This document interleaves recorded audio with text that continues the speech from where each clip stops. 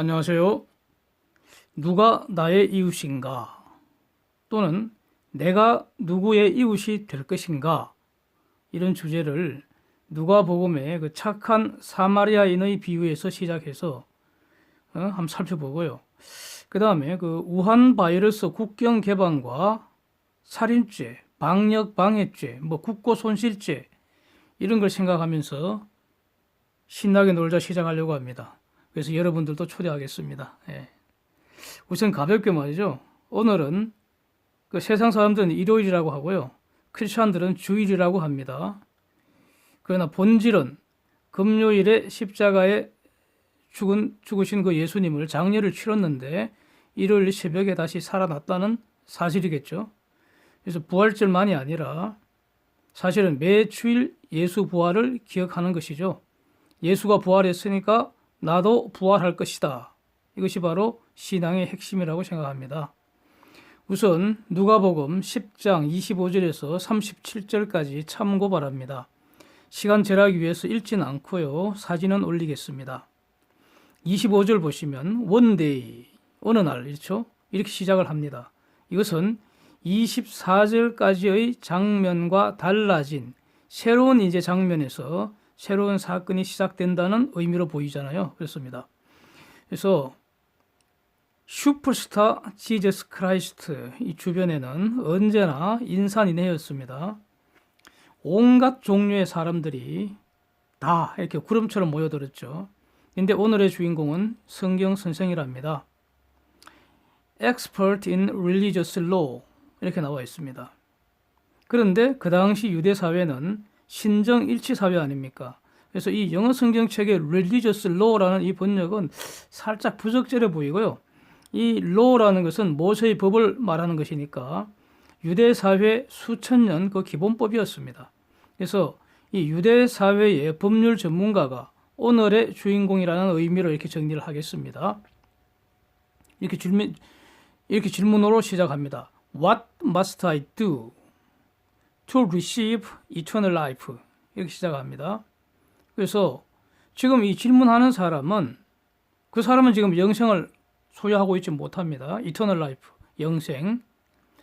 그런데 이 사람은 영생이 있다는 점을 알기 때문에 영생을 소유하고 싶어 합니다. 예?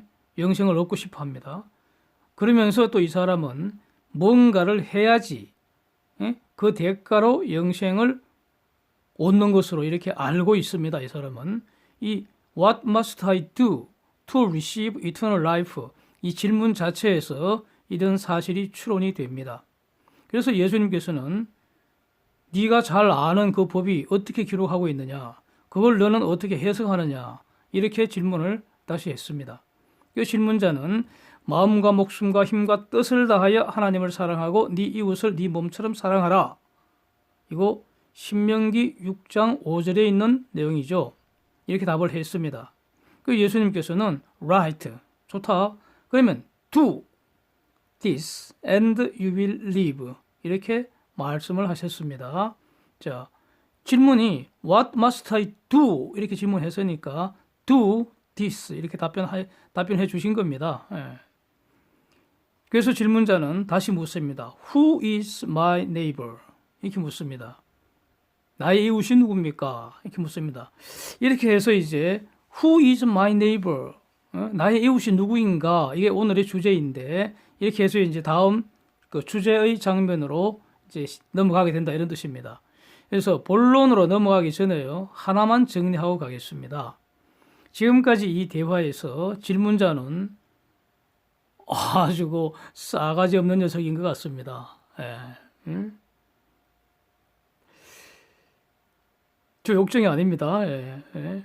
저 알고 보면 사실은 매우 점잖습니다. 예. 아주 교양이 넘치는 엘리트입니다. 저. 필요하면은 욕도 할 줄 아는 그런 평범한 사람입니다. 예. 이 싸가지 없는 녀석이 말이죠. 이 싸가지 없는 놈이다. 이게 가장 적절한 표현입니다. 이 상황에서. 돼지 앞에 진주 던지지 마라 할 때 바로 그 진주를 던지지 말아야 할 그 돼지 새끼 아닌가 이렇게 보여진다는 겁니다. 그 근거는 말이죠. 25절에서 What must I do? 이렇게 질문할 때 왜 그런 질문을 했느냐? 예수를 시험하기 위하여 이렇게 나와 있잖아요. 또 29절에서 Who is my neighbor? 이렇게 질문을 할 때 왜 이런 질문을 하느냐? 자기를 옳게 보이려고 이렇게 되어 있습니다. 그래서 이 질문한 요놈은 이미 지 나름대로 답을 가지고 있고요. 그래서 지 딴에는 이렇게 열심히 실천을 하고 있는데 예수라는 저사는 뭐라고 답하는지 한번 보자. 나는 정답을 아는데 예수라는 저 사람도 그 정답을 아는지 한번 보자. 이렇게 질문을 시작을 했다는 것입니다. 예수께서는 이를 다 아시고요. 질문자가 생각하는 말을 하게 하신 것일 뿐입니다. 그러자 질문자는 자신의 의로움 또는 어떤 유식한 티를 드러내기 위해서 누가 나의 이웃입니까? 이 매우 어려운 이런 질문을 다시 하는 것이다. 이것이 누가복음 저자인 누가의 해석입니다. 성경에 그렇게 나와 있지 않습니까? 그런데 이거는 결국 하나님의 해석이라는 것이 어떤 그 크리스찬 신앙들의 내용이라고 봅니다. 왜냐하면은 성경의 모든 말씀은 성령의 도움과 인도로 기록된 것이기 때문에 비록 누가의 손을 빌려서 이 누가복음이 기록되었지만 그 기록된 저 말씀은 바로 하나님의 말씀이라는 것이죠. 하나님 보시기에 저 질문하는 저놈이 아주 싸가지 없는 놈이 되어버린 거죠. 시험하려고, 자기를 옳게 보이려고 저렇게 질문을 했다는 겁니다. 예. 자, 거룩한 것을 계획해 주지 말고 진주를 대접해 던지지 마라. 마태복음 7장 6절에서 예수님이 그 입으로 하신 말씀입니다. 진주가 뭡니까? 영생은 예수 믿는 자가 은혜로 얻는 겁니다. 그러니까 공짜입니다. 무슨 행위의 대가가 아니죠. 그래서 복음성에 이런 노래가 있습니다. 누구든지 예수 믿으면 멸망하지 않고 영생을 얻으리라. 요한복음 3장 16절 노래가 있지 않습니까? 그래서 영생을 얻는 방법에 대해서 저 싸가지 없는 녀석이 주절거린 거 모조리 틀린 소리고요. 헛소리라는 겁니다. 그거 정답이 아니라는 겁니다. 모세의 법은 더 이상 우리에게 적용되지를 않습니다. 옛것은 지나고 새것이 된 겁니다. 그게 바로 사도 바울이 로마서 7장 1절, 갈라디아서 2장 20절 등에서 선언한 것입니다. 이것은 바울의 말이 아니고요. 하나님의 말씀인 것이죠. 예. 이미 이전 그 성경 공부 시간에 다 자세히 본 바가 있습니다. 그런데 예수님은 왜 저런 답을 하셨겠습니까? 뻔하지 않습니까? 예수께서 이미 영생은 나를 믿는 자가 그저 얻는 것이다. 나로 말미암지 않고는 아버지께로 올 자가 없다. 내가 곧 하나님이다. 이렇게 말씀을 다 하셨잖아요. 그런데도 저렇게 싸가지 없는 짓을 자꾸 하니까 너 같은 인간하고는 다시 복음을 논하지 않겠다. 너 같은 돼지한테 진주 던지지 않겠다. 잘난 척하는 새끼야. 네 생각대로 살다가 뒤지라는 거 아닙니까? 그렇게 들립니다. 자, 창세기 인간 창조 직후의 상황, 죽음이 없었다고 봐야겠죠. 그때는 생명나무 실과도 공짜로 마음껏 먹을 수 있는 과실 중에 하나였습니다. 네? 그 성경을 보면 그렇게 나와 있죠. 영생이 원래의 창조 모습이죠. 죽음이 없는 게 원래 모습인데 죽음은 죄의 결과로 들어온 것이라는 것이 성경에 일관된 말씀입니다. 인간의 영생을 회복하는 것은 인간의 행위가 아니고요. 하나님의 은혜로 예수 그리스도를 믿는 믿음으로 비롯된다는 것이죠. 그렇습니다. 자, 이렇게 간단히 정리를 하고 이제 본론으로 가겠습니다. 질문자가 Who is my neighbor? 누가 나의 이웃입니까? 이렇게 물었습니다. 그런데 이 질문 자체는 매우 중요합니다. 예? 질문자의 논리에 따르면 말이죠. 마음과 목숨과 힘과 뜻을 다하여 하나님을 사랑해야 영생을 얻을 것인데 하나님은 모습도 없고 만날 수도 없고 어디 계신지도 알 수도 없고 어떡합니까? 영생은 얻어야겠고 그런데 이와 동등한 것이 바로 love your neighbors as yourself 이렇습니다. 그러니까 이웃을 네 몸처럼 사랑하면 즉 이웃을 마음과 목숨과 힘과 뜻을 다하여 사랑하면은 하나님을 마음과 목숨과 힘과 뜻을 다하여 사랑하는 것과 같게 된다는 거니까 실천적으로 누가 나의 이웃인지 매우 중요하지 않습니까? 그래서 예수께서는 이 질문에 대해서는 이것이 매우 중요하기 때문에 이제는 진지하게 제대로 지금 말씀을 하고 계신 것으로 저는 이렇게 이해를 하고 있습니다. 예수께서는 비유로 말씀하셨습니다. 나온 사건은 팩트는 아닙니다. 비유로 말씀하셨습니다. 자, 이 비유의 그 전제 사실은요, 당시 사마리아 사람들하고 유대인들은 견원지간 또는 소, 닭 쳐다보듯 하는 그런 관계, 서로 아예 상종을 안 하는 관계입니다. 에? 유대인들은 사마리아 저것들은 유대의 일부가 아니고, 원래는 같은 다 유대인들이었죠. 그러나 저것들은 이제는 유대인이 아니고 이방인 취급했다. 즉, 유대인들이 이방인이라고 할 때의 그 뜻은 짐승 취급했다는 겁니다. 사람이 아니고 짐승 취급했다는 겁니다. 그래서 이런 내용은 사마리아 관련된 여러 번 그 이전 그 시간에 말씀을 드렸기 때문에 일단 생략을 하고요. 이 정도만 하고, 문제는 팩트는 예루살렘은 인근보다도 고지대에 위치해 있습니다. 해발 고도가 대략 한 750m입니다. 그런데 이 750m, 북한산 정상 그 백운대가 대략 한 850여 미터 되거든요. 그러면 어느 정도 높은지 아시겠죠? 여리고는 해발 고도 마이너스 250m. 그래서 예루살렘과 여리고의 고도 차는 1000m입니다. 1000m. 이 정도. 그래서 예루살렘에서 여리고 갈 때는 내려간다. 이렇게 말합니다. 여리고에서 예루살렘 갈 때는 올라간다. 그러죠. 완전히 산악지형이죠. 다 산악지형이죠. 뭐 거기도. 험준한 것도 많겠죠. 여기에 A Jewish man attacked by bandits 이런 장면이 나옵니다. A Jewish man 유대 남자입니다. 떼강도한테 탈탈 털렸다는 겁니다. attacked by bandits 였습니다. bandits 떼강도입니다. 강도가 여러 명 있다는 겁니다. 떼강도 탈탈 털렸습니다. 강도라는 것은 폭행 협박으로 재물을 강취하는 겁니다. 생명담으로 종료한 재물을 그냥 줄 리가 없잖아요. 제압하기 위해서 폭행 협박을 사용한다는 거죠. 옷까지도 다 틀려버리고요. 얻어 터져갖고 이제 벌거벗겨져갖고 기절해갖고요. 길거리에서 죽어가는 그런 상황입니다. Jewish priest 제사장이죠. Temple assistant 레위인으로 표현되어 있습니다. 즉 제사장과 레위인으로 표현된 이 사람들 요즘 교회로 치자면은 뭐 목사와 안수집사 뭐 이렇게 볼 수도 있겠습니다. 그래서 목사도 모른 척하고 안수집사도 못 본 척하고 지나갔다 이런 겁니다. 여기서 주이시맨은 교회 교인이라는 뜻입니다. 교회 교인이 강도를 만나서 발가벗겨져서 얻어 터져갖고 지금 길거리에서 죽어가고 있는데 그 교회 목사도 모른 척 지나가 버리고 안수집사도 못 본 척 지나갔다 이런 비유입니다. 그런데 despised Samaritan 멸시받는 그 사마리아 사람이 지나가다가 자기의 기름, 포도주 이제 짐승으로 나오는 거 요즘 말로 하면 자가용이겠죠. 말 또는 당나귀 아닙니까? 이런 거. 그 다음에 돈까지 그것도 어마어마한 2데나리온 플러스 알파 치료해주고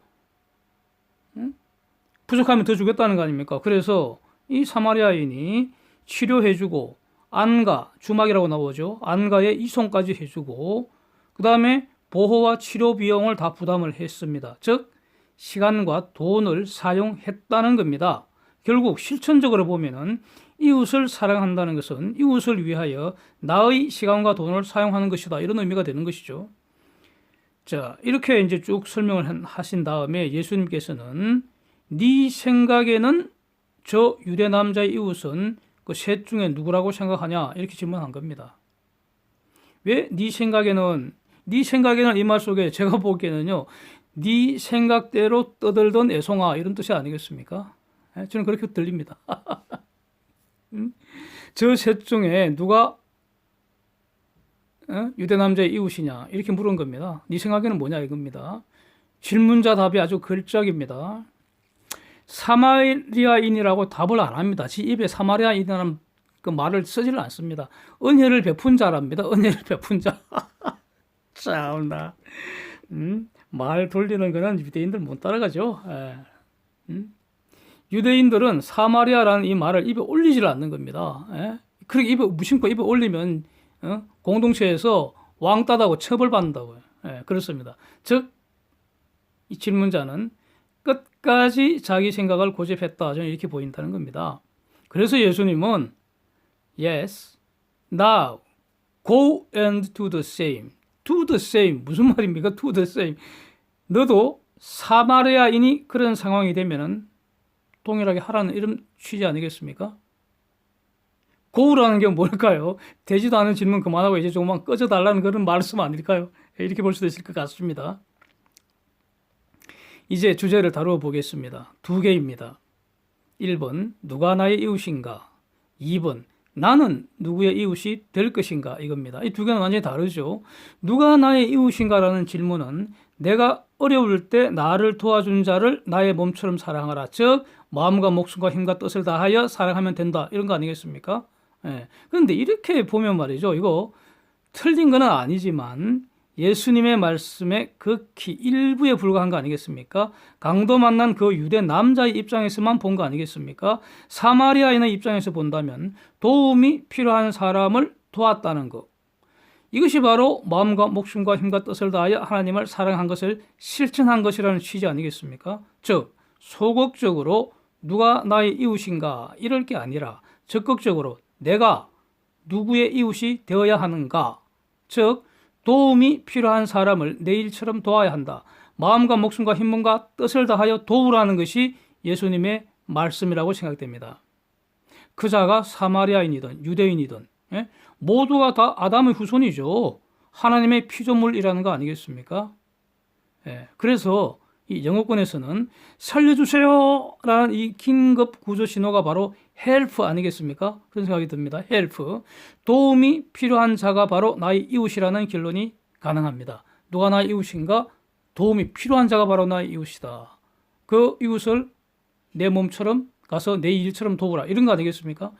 자, 도움이 필요한 자를 돕는 것이 바로 마음과 목숨과 힘과 뜻을 다하여 하나님을 사랑하는 것을 실천하는 것과 같다라는 것이 예수님 말씀의 핵심입니다. 예수님 말씀의 핵심입니다. 이것은 실현되어야 한다고 봅니다.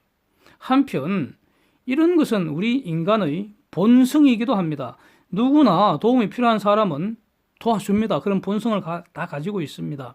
이 본성이 바로 바울이 말한 거 하나님을 알만한 것이 사람의 마음에 심어두었다. 이렇게 바울이 말한 거 바로 로마서 1장 19절의 이 말씀과 서로 연결되어 있지 않을까 이렇게 이해가 됩니다. 자, 이제 말이죠. 예수 그리스도에 대한 신앙을 가지고 세상을 살아간다고 할 때 이 말씀 도움이 필요한 자를 자기 일처럼 도와주는 거 이거 실천해야 하는데 그래서 자, 여러 가지 얘기를 할 수 있지만 이제 사회 전체적으로 인간은 자유의지로 이런 것을 실현할 수 있는 그런 법과 제도를 만들 수가 있습니다. 이거는 인간의 고유 영역입니다. 이렇게 할 자유를 하나님이 주신 것이죠. 그렇습니다. 이제 함께 생각할 문제 제기 한번 해보겠습니다. 예수께서는 도움이 필요한 자를 네 일처럼 도와주라고 이렇게 분명히 말씀하셨습니다. 이것이 바로 몸과 마음과 뜻과 힘을 다하여 하나님을 사랑하는 것이라고 이제 말씀하신 것이죠. 그런데 문제는 도움이 필요한 자를 안 도우면 어떻게 됩니까?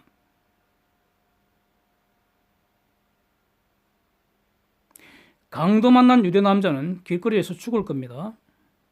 그러면 그 떼강도들은 강도 살인죄가 될 겁니다. 돕지 않는 사마리아 남자를 갑이라고 합시다.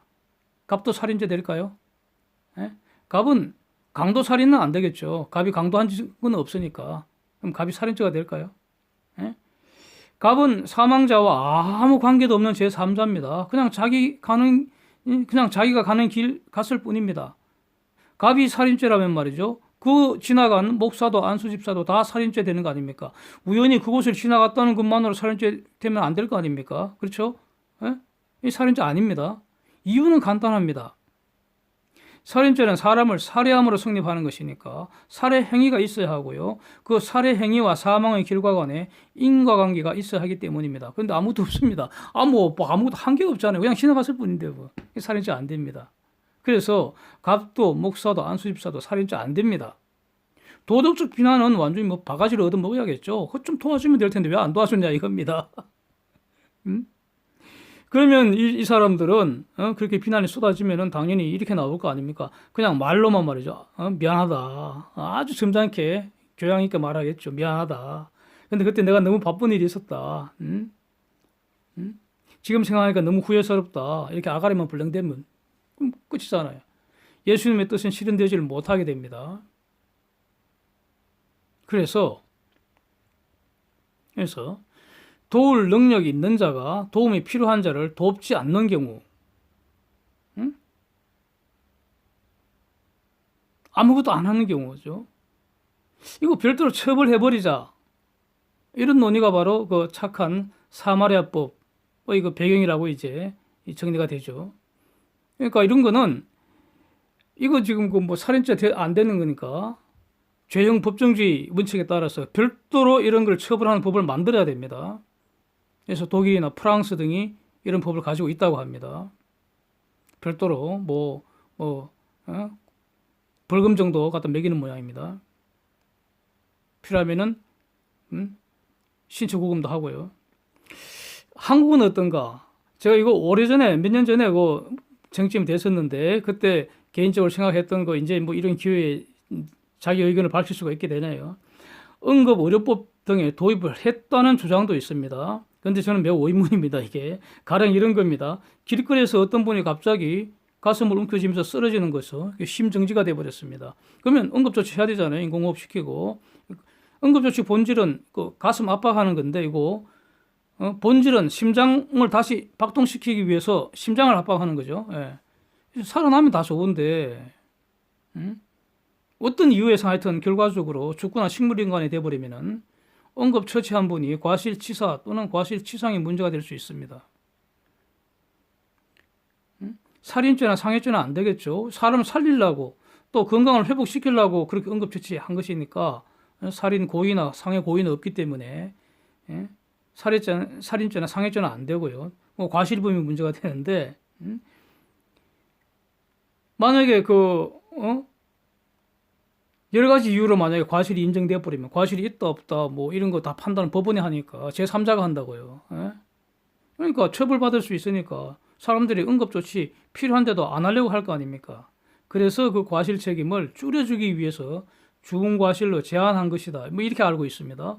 이거 본질은 착한 사마리아법은 아닌 게 아닌가 이렇게 본다는 겁니다. 왜냐하면은 이 경우에는 적극적인 무슨 응급조치 행위를 하잖아요. 자기 행위를 하고 있잖아요. 응급조치 했음에도 사망이나 식물인간이 된 경우를 다루는데 이 경우에 아무것도 안 하고 그냥 보고만 있는 거, 보고만 있는 아무것도 안 하는 거 이게 이제 부작위란 말입니다. 부작위. 이 경우에 별도로 처벌법규 없습니다. 없는 걸로 알고 있습니다. 저는. 그래서 한국은 아직 착한 사마리아법 없다고 평가를 하고 싶습니다. 근데 저는 개인적으로 과연 이것을 법으로 강제하는 것이 타당한지 저는 의문입니다. 이제 다른 질문입니다.